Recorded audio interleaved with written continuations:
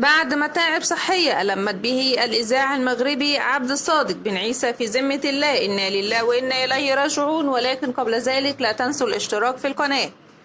أعلنت إذاعة البحر الأبيض المتوسط الدولية ميديا وان عشية اليوم الأحد عن وفاة القامة الإذاعية الصحفي المغربي عبد الصادق بن عيسى، معد البرامج الإذاعية والوثائقية ورئيس تحرير في الإذاعة، وذلك بعد معاناة مع المتاعب صحية خلال الأسابيع الماضية.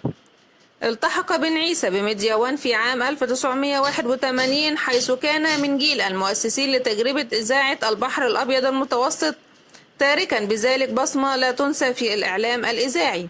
واشتهر الإذاعي الراحل ببرنامجه ملفات بوليسية، الذي حظي بتفاعل كبير من الجمهور المغربي وعلى المستوى العربي. كما واصل الراحل تألقه عبر تقديم العديد من البرامج القصصية التي نالت إعجاب المستمعين، بما في ذلك برنامج هاربون وبرنامج مهمشون.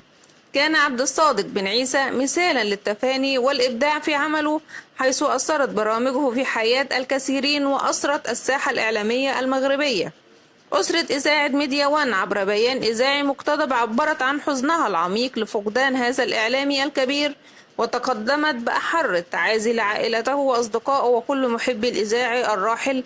إنا لله وإنا إليه راجعون. وإلى هنا نكون وصلنا إلى نهاية خبرنا.